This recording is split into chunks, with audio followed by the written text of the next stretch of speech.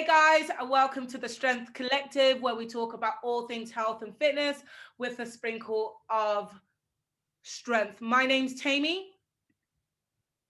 Ben. Alex. Chris. Who's this amazing woman that doesn't want to introduce herself? I'm Kitty. Sorry, there's a lag on my end, so I can't. I don't know if it's me or. No, don't worry, Kitty. Where are you right now? Right now, I'm back in the land of the free, the U.S. Yeah. In Reno, Nevada. Oh no, that's super cool. Do you want to introduce yourself so people can know how awesome you are? Oh, well, okay. So I am a international elite level powerlifter, and I compete in the 56 kilo weight class. I've only competed in two federations, so the WRPF and PA. But I think I may be into SAPL this next time around when I compete, just because it's a bit more fair for me. Would you ever compete in the IPF? Yeah, I would actually. I love it. She's just like, yeah. Isn't that like so? Can we tell? Well, I know for different. She's not in a third world country. We're just saying that now. She's not in a third world country. She's actually in America. It's because you're in Reno. I've been out to Lake Tahoe. I know that area. It's like the middle of nowhere. Yeah, it is the middle of nowhere, but it's getting bigger. All I love this. California are coming into Reno. I think Reno's gonna be like the next California soon. So what's your all the prices are going up. What's your connection to us, Kitty? Who's your special friend on the panel? Oh, Alex, right there. Who's Alex to you? Come on, Kitty, give us the guts. Who's Alex to you? He is my boyfriend and my coach. So how long have you been coached by Alex? So that can be a bit complicated. Oh, so how long have you been coached by Alex? 2.5 years now. Is it 2.5 years? Is it 3 years? 3 years. Yeah, he's saying. I guess it's 3 years. And how? Yeah. What kind of training style do you guys use, and how's your numbers kind of progressed? Is he a good coach? You don't need to answer that. Okay. Well, okay, so the very first time he started coaching me, I actually I ended up putting was it like 80 pounds or something like that to my total? I don't really remember. It was just a significant amount. Huh? It's closer to 100. Oh, was it closer to 100? I don't know. It was just an insane amount. And so that I was like, oh, I guess he knows what he's doing. And then this last year, we've actually been around with a different style of coaching. I don't know if he's talked to you about it, Tammy, but it's we're kind of using like a Bondarchuk method. I don't know, Alex would be better at explaining this than me. Okay, he has a way with words. Let's go to Alex. Do you want to tell us about the method, and then we'll slide that into, because obviously Kitty is a female athlete. So if you tell us the method that you guys are currently using, then we can segue that into today's topic, which is, the female cycle and training and how they work hand in hand.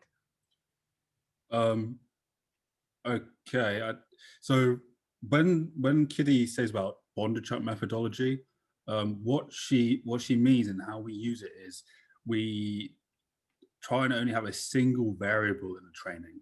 So volume doesn't change, exercise doesn't change, rep scheme doesn't change, loading doesn't change across the entire cycle of training. The only thing that changes is the speed of the lift.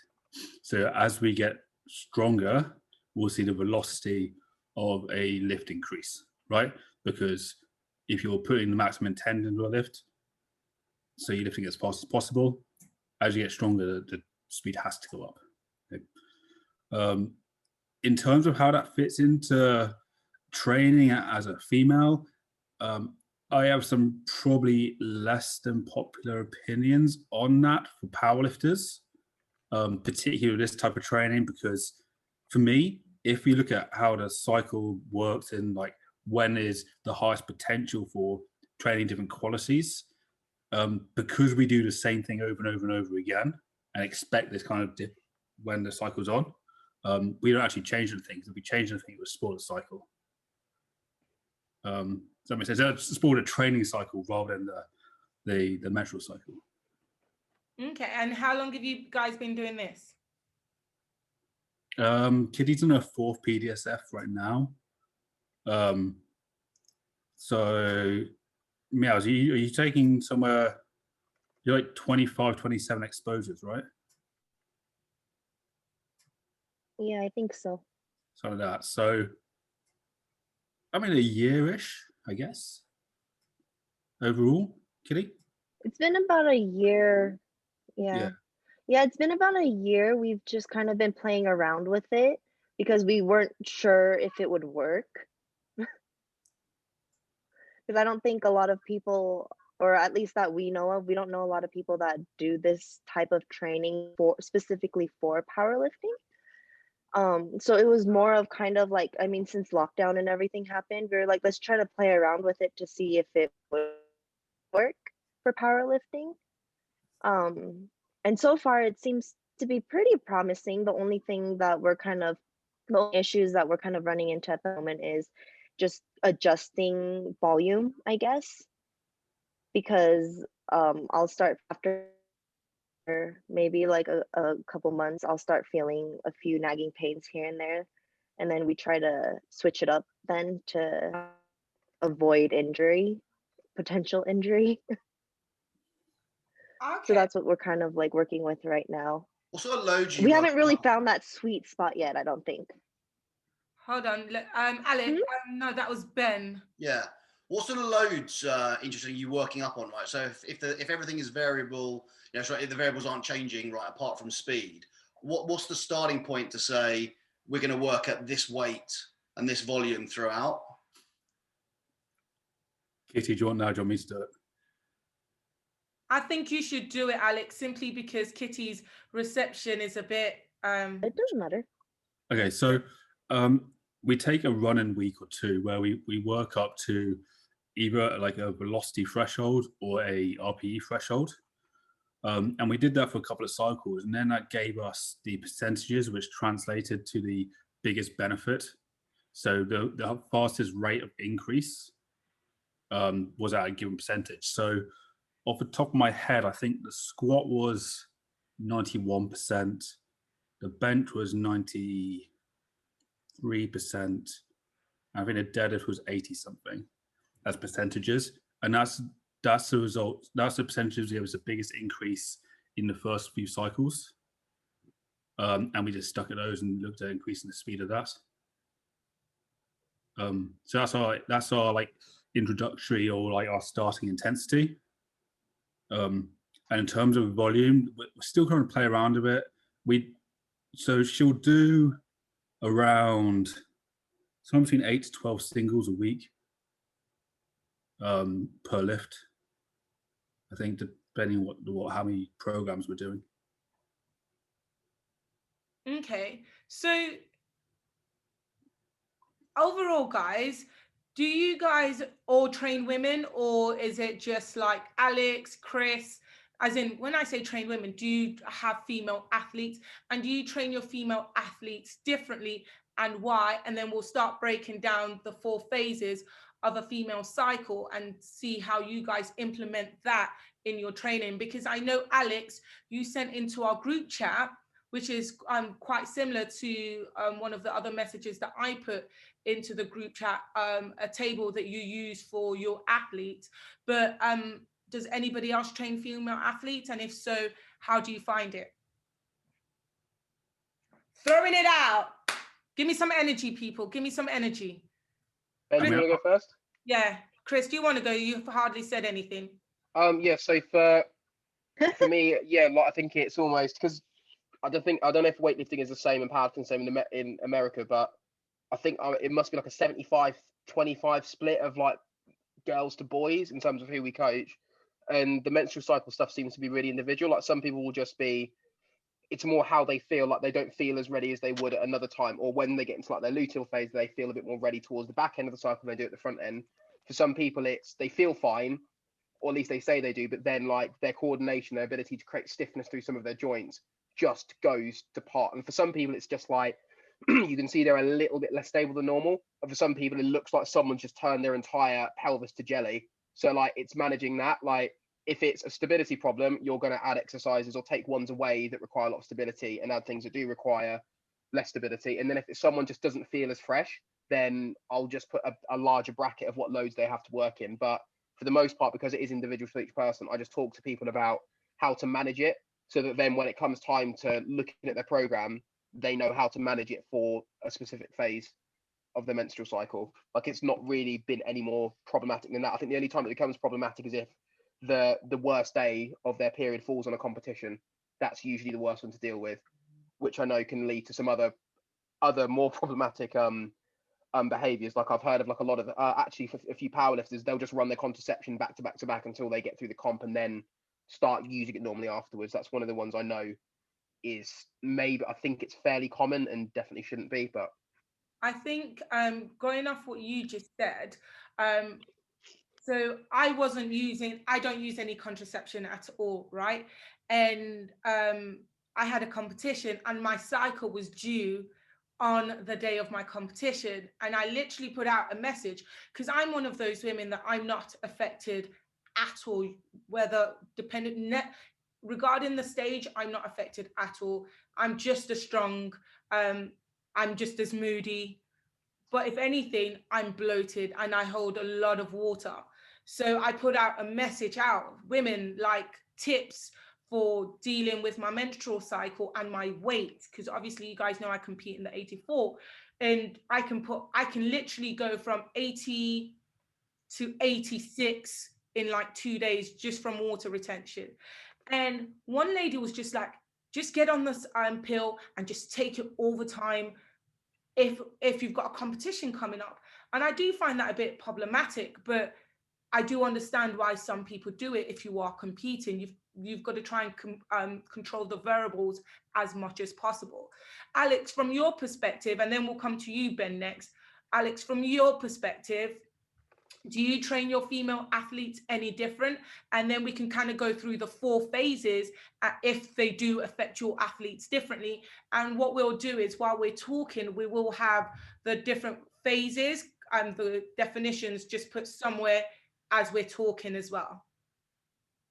Yeah, so for me, it depends on the goal of the person. So we've mentioned like Kitty as a powerlifter and then Chris's guys as weightlifters, where we're dealing with a single variable lift. Like there's only one thing to do, right? So the way we can train is quite limited. Like there's one goal, and if we got to improve that goal, even if we do like something like Chris does with a fairly concurrent kind of system, there's only really one thing we'll get out of it. So for me, if that's the goal, I tend not to train it. If we have more general population people or people who don't have like a single function they want to improve, then I will try and work in with the cycle. So for example, like if we're looking at like ovulation and like early follicular phases, that's when I do the heaviest work. When menstruation's happening, we might really cut back and have like a not an enforced deload, but it might turn into a lower level conditioning session. So in that respect, yeah, that will change, but only if the goal is kind of vague, if it's like just general health or something. If the goal is very specific, then the training is specific for that goal. Makes 100% sense. And Ben, from your perspective, because I know you're not coaching right now, but I do know you've coached in the past, and I know you're very hands-on when it comes to Moa, because I know you've handled her at quite a few competitions now, and you've got her ready in terms of water cuts and things like that. How would you say the menstrual cycle has affected her training, and how has her body responded to it? Yeah, so I think we've been quite lucky. So I think Mo will openly talk about it. So she's got the implant rather than any sort of like oral contraception there. So we don't have to deal with the same challenges that some people do, you know, needing to cycle on and off the pill. But nonetheless, I think, let's be realistic, no contraception is 100% reliable and does what it says on the tin. So I think it is very much in the bracket of what Chris has already said about, do you know what, if a cycle starts early, late, or you get one when you're not supposed to, just because the body is going to do its thing, then it's about that live adaptation, you know, with the individual at any given time.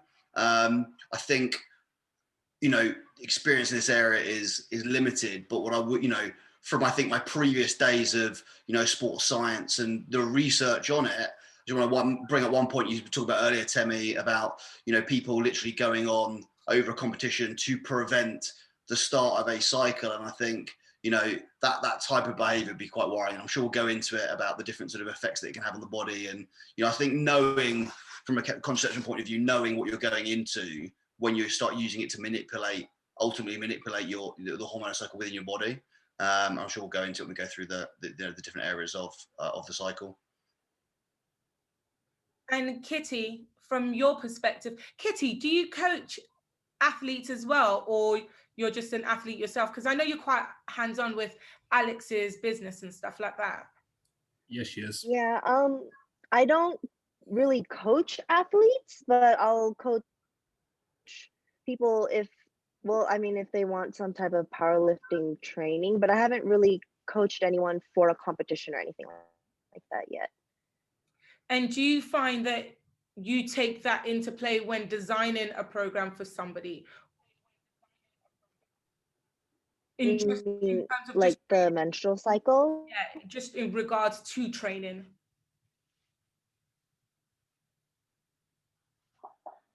Wait, what do you mean? Like the So just coaching in general or coaching. coaching females? So, for example, let's say I was to have a female athlete, depending on her menstrual cycle and where it starts, or so, for example, you know, some women, even though their period's not due for another 2 weeks, they start feeling the effects of it beforehand. Do you kind of take that into account when writing somebody's program? And it's okay if you don't, because everybody coaches slightly different. Right. I think it's important to take it into account, especially because someone like me, I'll start feeling symptoms a week before my actual period.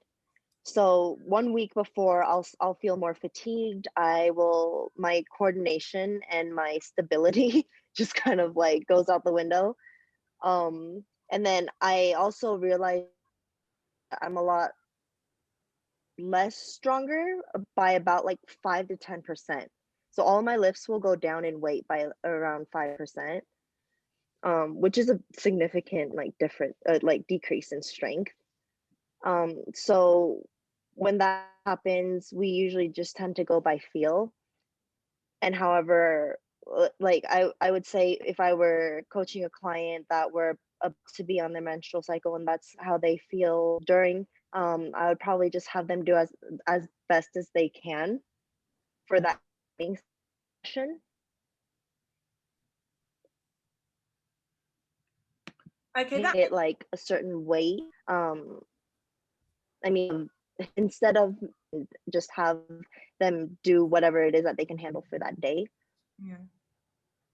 It makes sense. I want to throw something at you, Chris, if you don't mind. Can you hear me? Okay, perfect. I want to throw this question at you. Do you find that, you know, your female athlete, let's say they're ovulating, might respond in a very generic way, so you can actually see the symptoms of, you know, the lack of coordination? or you can actually see the lack of balance depending on what phase they're in. Can you actually see it? Because I doing some research for this, there's actually not a lot of studies about the female menstrual cycle and training, and they are trying to, but you know, because I know Strong Her are doing a big campaign to understand more how the female's body responds during the menstrual cycle and training. But do you find that you can actually see with your athletes roughly what phase they're at? Is it that, you know? Yeah, I always forget. Like, I'm really bad with remembering the technical names. Like before we start recording, we were trying to like kind of say all them in order, and I could never remember it. I know like kind of like roughly with the athletes I get to see or talk to more, I know that like depending on what stage they're in, they're going to have like a better or worse time training. And from the most part, everyone seems to respond differently. Like one of the athletes I used to have, who was like, they were kind of like around like national level. They'd lose quite a lot of weight when they got to the week before, to the point where they'd almost look like, you know, when you look like a little bit pale, almost like you're a bit faint. Like that's what they go like that for a couple of days. They lose a bit of water weight, lose some weight, and then it'll come back again. Whereas some of the others, they'll, like you were saying, Temi, they'll bloat up and they can actually put on a lot of weight. So the main things I've noticed are, you'll obviously have like, and I think I notice it more because almost all the girls, because they see each other, they've definitely like started to synchronize a bit more. So there's a week where everyone goes, I don't know what's wrong with me. Like I couldn't do this. This felt really heavy. I just couldn't convince myself to like do this lift. It was too heavy. And then all of a sudden they're like, oh yeah, like I kept.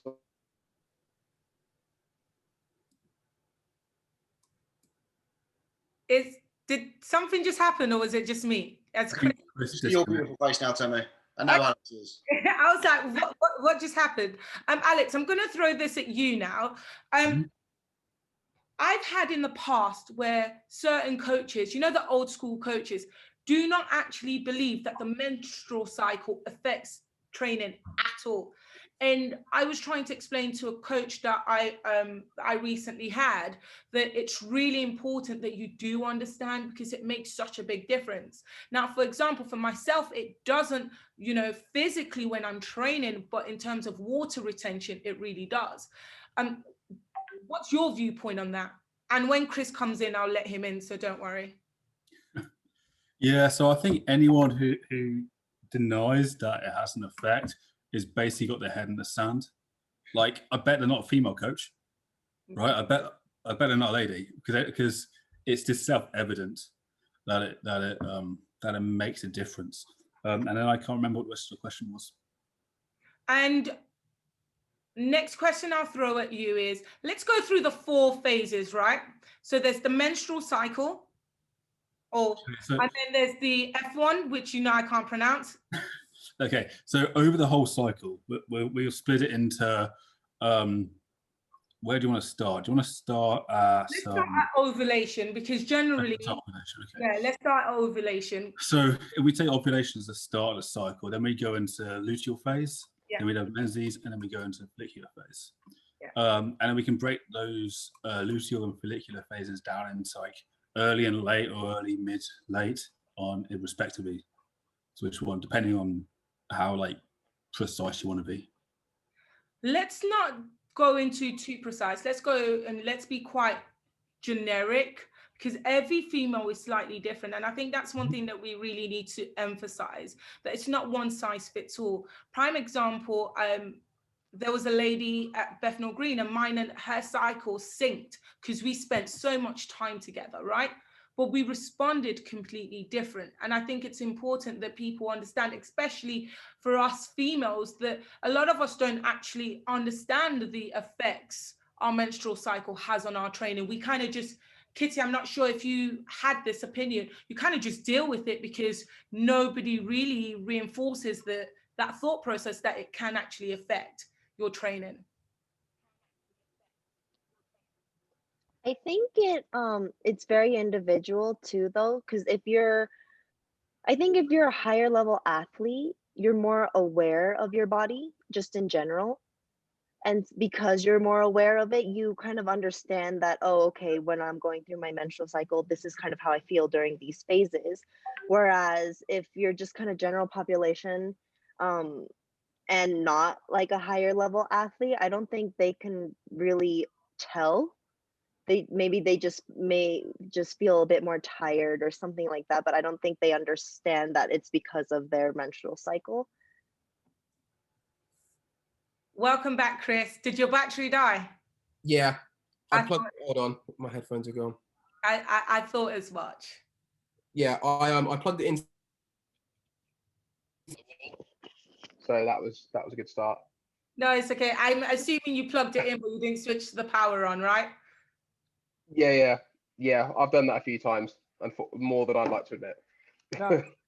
So yeah, we've just kind of gone through the 4 different phases. So we're kind of just going to talk about ovulation now and talk about how we're going to give the definition of ovulation. Alex, you've got it up? No, but I can tell you what it is. Do you want to give us the definition?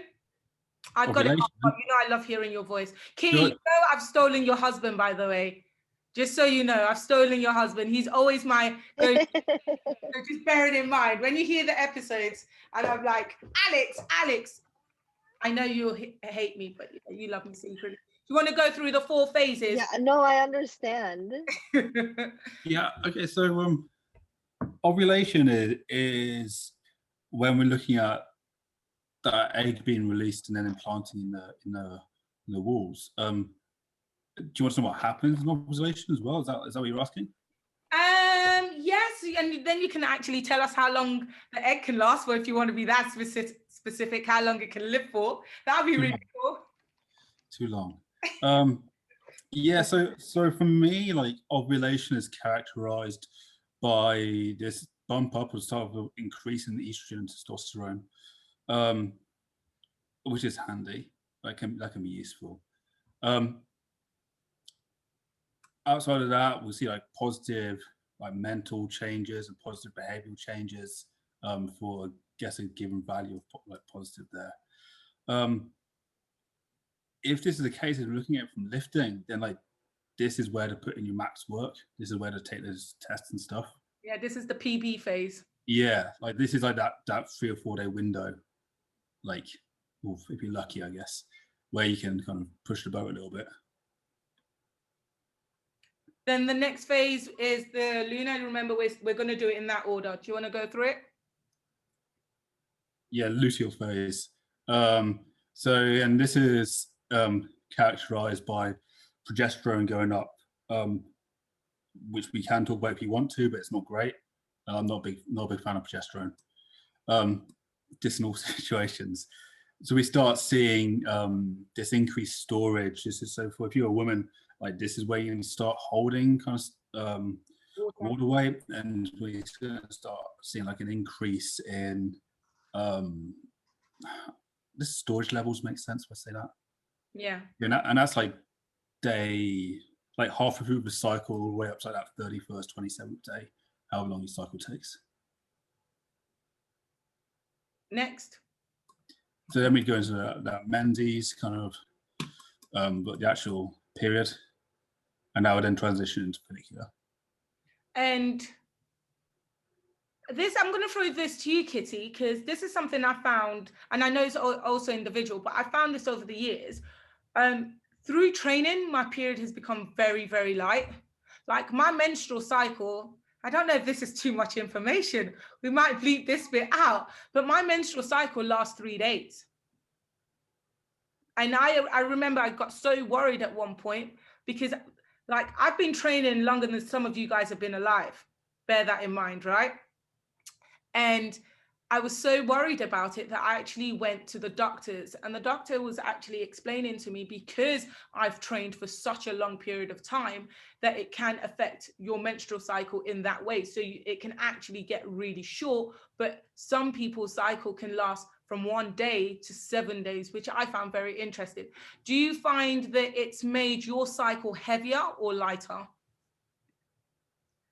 If it's too much information, Kitty, if it's too much information, just say. No. No, I feel like people need to talk about it because it's something that happens, you know. But I think with me, I'm actually the type that it goes from 1 to 7 days. Okay. I get like the full 7 days. And it hasn't changed ever since I started lifting. The only thing that I think has changed within like the last couple years is kind of when I start feeling my symptoms. Because before it used to be 2 weeks before my period, I would feel something. And then from that it changed to 1 week before my period. And then now it's kind of a little before and then during my period. So I think the symptoms I feel has changed throughout the years, but the actual cycle itself lasting of the full 7 days has not changed for me. Okay, so going into the next phase, water cutting, Kitty. I know that you've done a water cut before. Have you ever done a water cut during your cycle, or how did water cut affect you just in general? Well, so what I notice is when I start getting closer to competition, and I start dieting down because I'll diet down to a certain weight first, and then from there I'll do a cut. But as I'm dieting, I realize that sometimes I won't get my menstrual cycle for maybe like the last 2 months right before my competition. So at that point, I don't know if it still becomes an issue with my period, like having to kind of time that or feeling symptoms and stuff like that, because I end up not getting a menstrual cycle. So that's been my experience from all the water cuts that I've done so far. And I've never had to cut during the time when I was on a menstrual cycle. You, I'm gonna throw this out to you, Chris. Kitty just made a valid point, right? About, when she does her cuts, she finds that her body fat drops to a certain, I'm assuming it's because of your body fat dropping so low that her menstrual cycle stops. Mhm. From a weightlifting perspective, because I know you guys are very, very strict with your weight category, how does that affect your female athletes? And then Ben, I've texted you, so yeah. So this one is from the athletes that I have. I try and encourage them when they're choosing their weight classes to be like, okay, so which one's the healthiest for you? And if they're talking about, let's say you have someone who straddles like, let's say what would now be the Olympic classes of like 70, 76 and like 87. So let's say they're in that bracket and they're sitting at like 82 or 83. I always ask them like, what happens to your body? Like, how do you feel? How do you function when you get down to this weight class? If you ask them about menstrual cycles, a lot of people say, oh, well, sometimes it might stop depending on how stressed they are. So I don't know if it is for some people, the stress of cutting all the way down stops the menstrual cycle, or with some of them, just it makes you so, because you're already cutting down, that's stressful enough, then any added stress on top of that will cut it. But anyone who has that happen, unless they're going for like a record or they want to go to an international event, I wouldn't encourage it. That has to be completely their choice. I try and make weight classes, unless I'm making someone go up for health reasons because I'll be healthier and happier there. I try not to get involved in making them choose a weight class or not. Like I've heard it's quite regular from other weightlifters, from other female weightlifters who are quite a high level, that when they're competing, so let's say it's close to worlds or Euros, and they're going into a lighter weight class, usually like the 55 and like the low 60 kilo weight classes, it's basically just an accepted thing. Their menstrual cycle will stop until they've competed and then they come back up again. But these are also people who will go from being like mid 60s into like mid 50s for like their weight cuts. So you'd kind of almost expect it because it's a very low weight class as it is, and you're cutting a far way into it. But I would always try and encourage them to not mess with their cycle at all. And if you're going to do it for competitive reasons, try to limit how much you need to do it. So if you can compete at a heavier weight class for most of the year, then only drop down like twice, I would prefer people do that, because that's going to be a lot better longer term, like once they stop lifting in those weight classes anyway. Ben, so in regards to menstrual cycles, body fat, and a stopping of your menstrual cycle, have you ever had to deal with that in terms of Moa or any female athletes that you've kind of worked with over the years? Yeah, so I think I'll talk it from a research perspective, right? So I think that's what, and then we can sort of build the conversation from there. But I think, it's well known, not just across strength sports, that, those with a much lower percentage of body fat, it has I don't want to say adverse effects on, on the hormones, but it is, highly sort of recognized that actually, the period ceases to take place below a certain body fat. Now, I think you can't put a finger on where that is because everybody is different. But talking about the manipulation of, your cycle in order to perform at a particular weight class, again, I think, clearly not being a female, that's got to be personal choice, because if you are an international elite athlete with much, to gain or lose from doing it, then clearly your motivations are going to be very, very different. And I think, like any period that you're going to peak for a competition or any water cut, to layer on top, manipulating your menstrual cycle is only going to have an adverse effect. People say, you can't really pick or choose when you're an elite athlete, right? But, ideally, you probably wouldn't do more than, personally, you wouldn't do more than maybe 3 pushing, I think 4 would be pushing international competitions a year. But nonetheless, sometimes if you're selected for certain events and you throw maybe in powerlifting or the Arnolds on top of that, you're going to have to do that. And then at that sort of elite level as well, you throw the water cut on top of that. Well, what effect is that having on your body? And I'm certainly not one to turn around to a female athlete and say, you should or should not be doing that. But I think, and Kitty's alluded to it, as that athlete, you've got to be a bit aware about what your body is or isn't doing and be comfortable in what stresses you're putting onto your body.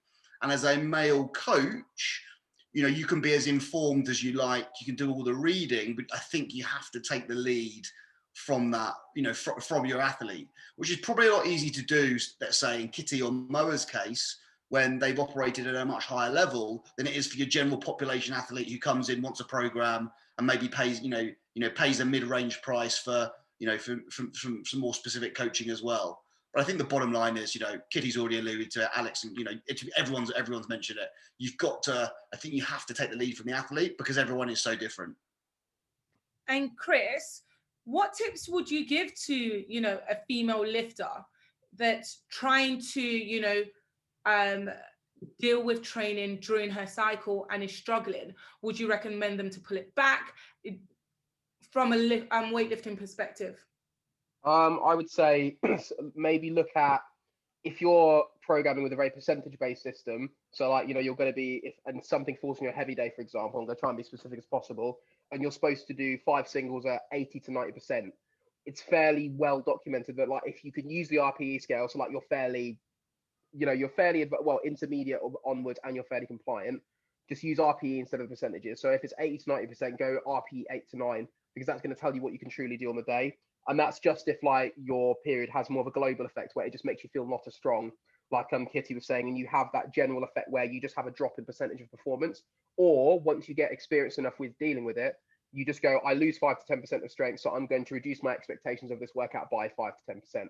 When it's in the heavy range. If you're in like the 60 to 70% range for weightlifting, if you're quite good, like you've been training quite a while, I probably wouldn't touch the weight. I would reduce the volume. So if you're in the 70 to 80% range, reduce the volume, keep the weight the same. 70 to 80% is something you would usually be able to do, even if you don't feel that great, and you'll still be able to make it pretty nice. So then reduce the volume instead. So if you're doing triples, do doubles. If you're doing 5 sets, do 3, so on and so forth. If you have really bad coordination problems, so like you can't brace, things like you get a really sore low back, for example, maybe like I know like a lot of girls who are hypermobile, like I have a bit of it where my elbow will go a bit past lockout, like that your elbows are going to be a bit suspect. Maybe don't emphasize going super heavy overhead, emphasize heavier pulls or heavier jerk dips or squats and things like that. So just try and reduce the amount of intensity for that session to reduce the risk of you injuring yourself, because you're in a more susceptible state to injure yourself or to not have as good of a session, because the likelihood is it's only going to be 1 or 2 sessions that's actually really badly affected, and then the rest of it will kind of run smoothly. So it's not that bad of a thing to do. And if you feel really terrible, go home and try again the next day. But I've sent people home before where they just they go to warm up with the bar, they conk themselves in the chin. It's like, right, well, you're gonna do some back squats and go sort of nice and light and go home. That's another option if it's really bad. Yeah, I've seen that over the years in the gym. Random question to you, Alex.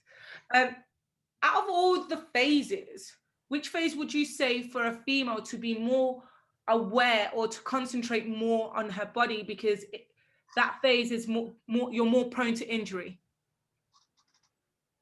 I mean, depending upon the goal, if the only thing we're worrying about is injury prevention, I think one of the big things of injury prevention is, as Chris is talking about, that coordination aspect. So if you're kind of menses or like follicular phase, that would be the one to really concentrate on. Maybe going like lighter, maybe having like a bit of a backup time. I think anything where you start seeing coordination and like intrinsic motivation levels going down, that's a good time to really be aware of what you're doing. And that's perfect. Yeah. No, that's perfect. I'm gonna ask Kitty to finish off and round us for us, because you know I'm a little fangirl of you, Kitty. You know that. No, I'm a little fangirl. You know, you and Alex are my couple goals. But as a female, what tips, to kind of round it off and round today off, what tips would you give? Because we know as elite lifters, you know your body very well. But for somebody that's relatively new to lifting, that's listening to us today, what would you say her takeaway should be? And what would you say a male coach's takeaway should be?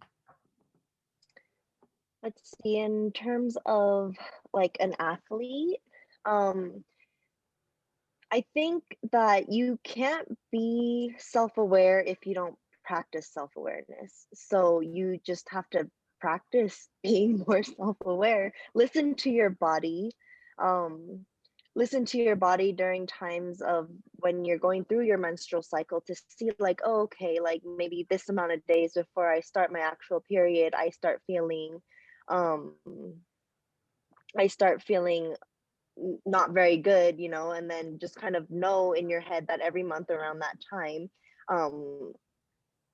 you'll probably feel like that. Also, I feel like food intake is really important. I don't think anyone's really covered that yet, but a lot of people, females especially, I feel like when they don't feel good, sometimes they will not eat or eat less. And I don't think they should do that, especially when they're on their period. Your body uses up a lot more calories to get through that menstrual cycle, and we need those calories. So they need to make sure that their calorie intake is actually it's higher than what they normally probably intake throughout the day. Random question, As for male coaches, Kitty. yeah. You know, when you first started, did you keep a diary? So when I first started, like just training in Of general, my yeah. So I used to keep a diary of, you know, how I felt, how my weight was. And what I would do is I would use an app to kind of log all of this in. Did you do that as well? No, I never did anything like that. When I first started lifting, I just went into lifting without even thinking of like, I never thought that, especially when it comes to the mental aspect, I didn't really think much of that part. I just thought like, oh, I'm strong, so I can I should just lift a whole bunch of heavy weights all the time. So that's kind of how I like went into it. It wasn't until after a couple years I figured out like, oh, okay, this kind of stuff is actually important and it plays a big role in your performance, you know. But other than logging how much I would lift, I never really logged anything else. Oh, that's interesting. That's Yeah, so that's probably not the best way to do it. literally, I log everything from how I feel. It's going to be too much information. You guys might want to close your ears for this, but I log how I feel. I log how my urine looks. I log my weight, where I'm retaining water, how my sleep is, my food intake. I literally, in my ovulation app, I literally log all of that in. And over the years, I can see the difference in how my body responds and how I feel before my cycle happens. And it's changed dramatically over the years. And I also think, obviously, age has a big part to play in it, because I'm not a spring chicken anymore. But I digress. What would be your tip to a male coach that has a lot of female athletes? Because as we're aware, a lot of female athletes are generally do go to male coaches because there's not a lot of female coaches out there. What would his takeaway message be from you? I think, well, first off, I think they should be educated with the female cycle, just so they're aware and they know what's going on, I guess, with our bodies during that time. And also, I think it's really important that they actually listen to their athletes, especially if they are a female going through their cycle, instead of just kind of brushing it off, being like, oh, um, you're just having one of those days or something like that. Because it's something that occurs every month, you know, it doesn't go away. So you can't treat it like it's temporary and that it does go away. You kind of have to have a plan for it. So I think it's really important that they actually try to listen to And how their athletes are feeling. that's great. And where can people find you? What's your Instagram? If, let's say, you know, there's a young girl out there that's like inspired by this badass woman that can lift and bench more than me. Let's not talk about the fact that she can bench more than me and she's at half my size. Where can they find you, Kitty? Well, my Instagram, I just have an Instagram. That's the only social media platform that I use. And it's just kitty.meowers, MEOWERS. And if, You can find me on Instagram. and if they can't find you that way, if you just go through Alex's Instagram, she's in a lot of videos, so you can just go through that way and find her there. So thank you guys for another great episode. Please don't forget to like, share, and subscribe. Follow us on Instagram, follow us on YouTube, and we will see you guys next week. Deuces. Bye, friends. Bye.